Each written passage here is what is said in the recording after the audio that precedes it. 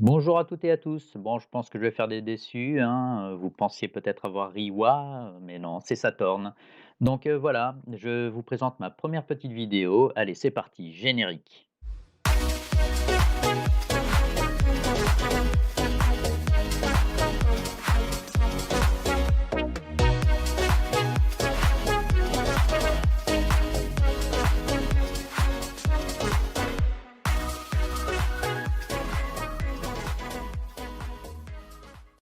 Alors pour cette première vidéo, je vais vous parler de 4 animés humoristiques, qui m'ont particulièrement plu.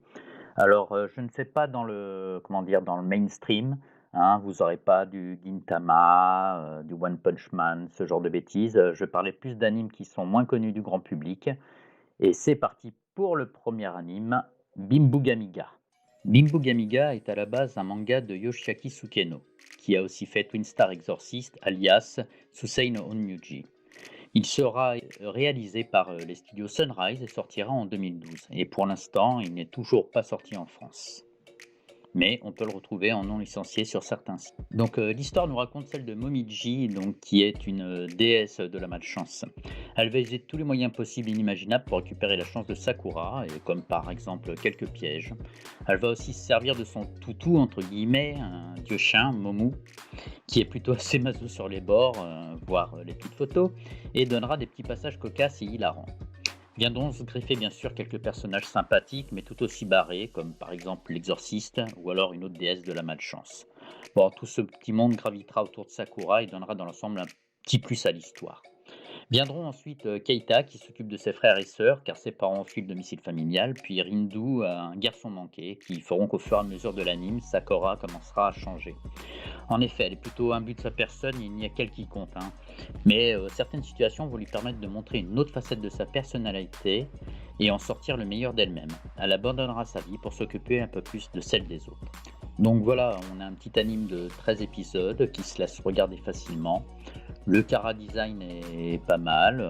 Moi j'ai bien aimé particulièrement, donc faut pas s'attendre à une grande œuvre, mais vous pourrez passer un petit moment sympathique face à ce petit anime que je conseille fortement.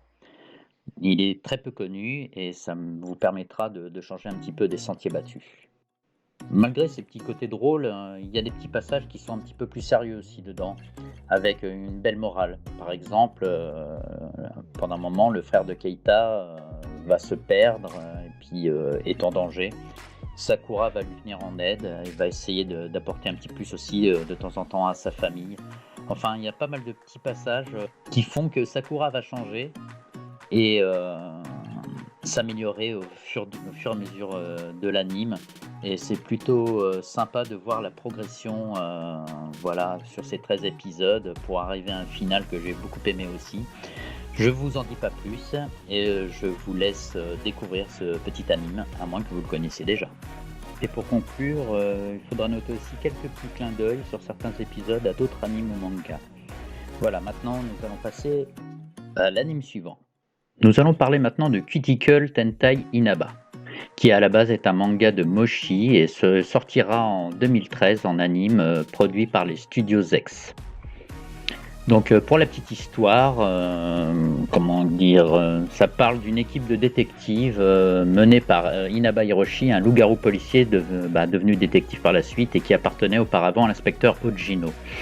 Donc l'inspecteur Ojino va lui demander souvent de l'aide pour combattre un dangereux criminel, entre guillemets, Don Valentino. Un book, oui. Donc c'est un anime un peu barré, hein. Faut pas chercher loin, c'est plein de petites histoires mises bout à bout sans vraiment de fil conducteur.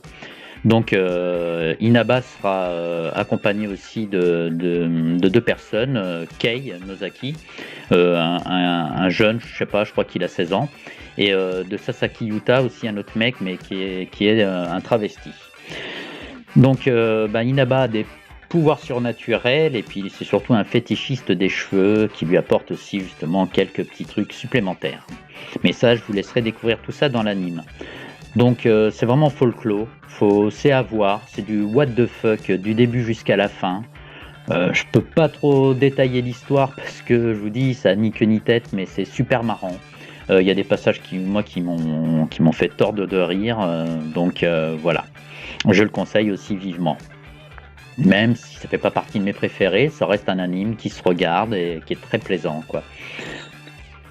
Donc, Don Valentino, le book, est accompagné de deux acolytes aussi, hein, deux bras droits. Gabriella, une femme, elle, qui aime les personnes qui mesurent entre 1,46 m et 1,62 m. Voilà, qui pourra les tuer plus tendrement, alors que les autres les éliminent sans scrupule.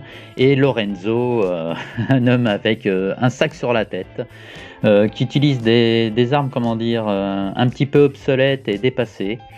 Mais bon, voilà, il y a plein de situations cocasses. Vous avez la fille, par exemple, de l'inspecteur, qui au bout d'un moment arrête plus facilement que Don Valentino que l'inspecteur ou même Inaba. Voilà, il y a des passages vraiment, mais c'est n'importe quoi, où Don Valentino se déguise en chat par exemple, et puis disparaît dans la nature comme ça et arrive à échapper à la police. Enfin voilà quoi, je vous laisse ces quelques petites vidéos pour vous faire une petite idée, et puis je vous conseille de le regarder. Allez, maintenant, troisième anime. Maintenant je vais vous parler de Grand Blue. Grand Blue est un manga écrit par Kenji Inoue, et l'anime, quant à lui, sortira en 2018, produit par les studios 0G. L'histoire nous parle de Yori Kitahara, qui part chez son oncle afin de poursuivre ses études à la fac. Son oncle tient un magasin de plongée et il va y rencontrer sa cousine, qu'il n'a pas vue depuis très longtemps, ainsi que sa sœur, etc. Donc son autre cousine, forcément. Hein. Et alors il va tomber sur Ryojiru Kotokubi, qui veut lui faire rejoindre le club de plongée. Seul problème, c'est que Yori ne sait pas nager. Donc, comment expliquer? Pareil, cet anime, alors si vous pensez que ça parle de la plongée, que vous allez voir ça et que c'est sérieux, eh ben, pas du tout. Faut pas regarder cet anime-là dans cette optique, ça parle... Alors, il y a quelques passages où on voit de la plongée, mais je crois qu'on doit en voir sur 3, peut-être 4 épisodes, c'est tout quoi. Et pas très longtemps. C'est vraiment pas le but principal. Le but principal est vraiment de faire rire, et avec des situations pareilles qui sont tout aussi cocasses que les deux autres animés précédents. Les mecs dedans, dès qu'ils boivent un peu, se foutent à poil pour un oui, pour un non. Voilà. Il y aura pas mal de choses. Bon, bref. Il croisera aussi, il rencontrera Koei Inamura, avec qui il deviendra ami après que quelques a priori et quelques déboires. Et forcément, la veille de sa rentrée en fac, par exemple, il aura fait la fête avec les mecs du club de plongée. Et il va se retrouver en calbute juste devant sa fac. Et va aller en cours. Donc voilà, Koei va avoir quelques réticences à vouloir lui parler. Il y aura aussi une autre personne, Azusa Hamaoka, qui apparaîtra. Et Eina Yoshiwara, qui elle est un vrai pot de peinture au départ et qui va complètement changer par la suite grâce à la relation qu'elle va avoir avec Koei et Yori. Voilà, c'est donc un anime, comme je disais, what the fuck. C'est super drôle, pareil, il y a pas mal de petites situations, des mimiques et tout ça, des visages qui sont sympas. Pareil, le chara-design et tout, les graphismes sont plutôt bons. Un anime que je vous conseille, et toujours aussi non licencié, voilà. Sur ce, maintenant on passe au quatrième et dernier anime. Et voilà, j'ai gardé le meilleur pour la fin. Enfin, ça c'est mon propre avis, hein. Vous ferez le vôtre, voilà. C'est Bakatutes Tushokanju. C'est un anime que j'ai vu il y a quand même pas mal d'années en arrière. Moi j'avais kiffé à l'époque et je kiffe toujours autant. J'ai eu des barres de rire devant, il y a des passages super sympas, enfin les personnages sont bons, il y a des personnages secondaires qui sont tout aussi bons. C'est pareil, un bon délire, voilà, c'est un anime que je conseille tout particulièrement. Donc à la base, c'est un light novel de Kenji Inoue. Et l'anime est sorti en 2010. Il y aura deux OAV Bakatutes Tushokanju Matsuri qu'il faut regarder entre la première saison et la deuxième. Et la deuxième saison s'appelle Bakatutes Tushokanju Ni. Voilà. Nous suivons les tribulations de Yoshi Akiza et de toute sa petite troupe. Donc on a Minami, une amie donc à Yoshi. Il y a Hideyoshi qui est un peu transgenre en fait. Il y a Kota, le pervers. Et puis Mizuki, la belle intello. Et pour finir, un très bon ami à Yoshi Akiza, Yuji Sakamoto. Alors Yuji Sakamoto, lui, c'est une tête pensante en fait, quoi qu'on y soit, c'est vraiment quelqu'un qui est calculateur et très stratège. Pour l'histoire, en fait, ces personnes-là se retrouvent dans la classe F. Alors chacune vient d'environnements différents et de classes différentes. Et ça, je vous laisserai le découvrir aussi dans l'anime, puisqu'on apprend à découvrir les personnages au fur et à mesure. Donc les classes sont sont classées de A à F, c'est-à-dire que la classe A a les meilleurs outils pour pouvoir travailler et une belle classe, un réfectoire pour se poser, enfin c'est le top du top quoi. Et la classe F, c'est vraiment une classe insalubre, les tables se cassent, ils sont obligés de s'asseoir par terre sur des poufs, etc., etc. Mais il y a moyen de pouvoir changer cela. En fait, justement, c'est en faisant des shukanju.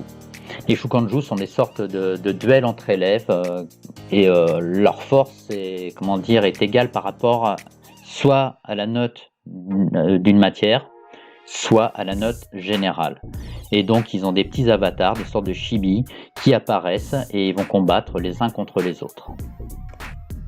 Donc si l'anime est en prime abord se veut humoristique, on va dire, il y a quand même un fond. Alors déjà, le dépassement de soi, et puis surtout les différences.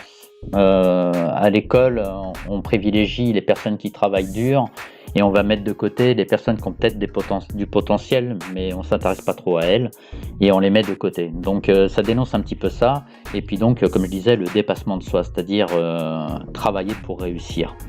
Mais ça n'enlève pas tout ce côté très humoristique, pareil, what the fuck, avec des scènes complètement délirantes. Par exemple, Kota, lui, avec son côté pervers, donne droit à de fabuleuses séances vraiment très très drôles. Hideyoshi, donc Yoshi Akiza par exemple, lui trouve que c'est une belle fille alors que c'est un mec et il le dit assez souvent dans l'anime, mais bon, on sait pas trop, il est un peu androgyne. Enfin voilà, et puis bien sûr il y a le triangle amoureux entre Minami, Mizuki et Yoshi, voilà, qui donne aussi part à des bons délires. Alors on a d'autres personnages qui vont venir se greffer dessus, hein. Donc par exemple Azuki, la sœur de je sais plus qui, de Minami, pardon.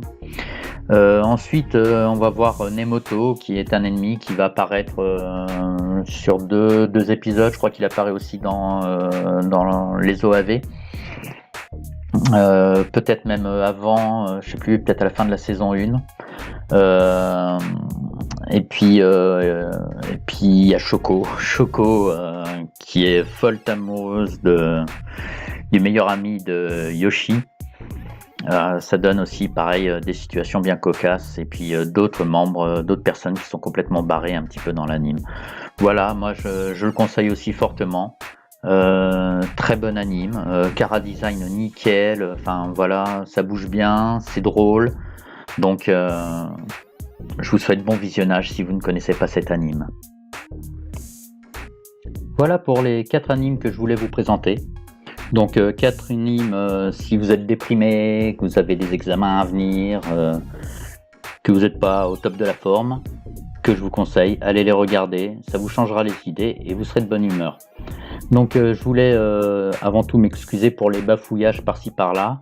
C'est pas spécialement évident, j'ai essayé d'improviser en plus, ne pas avoir trop de texte pour éviter que ça fasse une voix de robot qui lit un texte.